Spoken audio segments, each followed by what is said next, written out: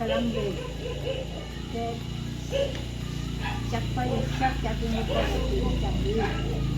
Saan ka batik? Anat nang inspire kan ka nga nagbali na business yung nga? Pinagas ko lang, nag-Changi, palindanat ka, tuloy mo ten. Kaya aduti matulong nga, nakarubat.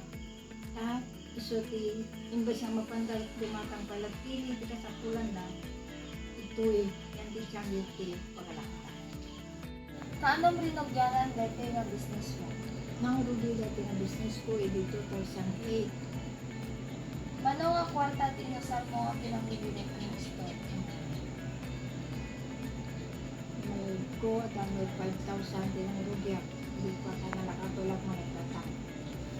Apay dati iti piniling nga business.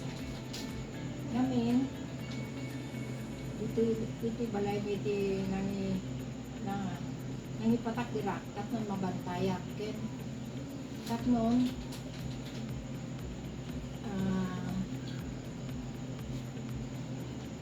asilig ken accessible na hindi kay karobat, isulti ko.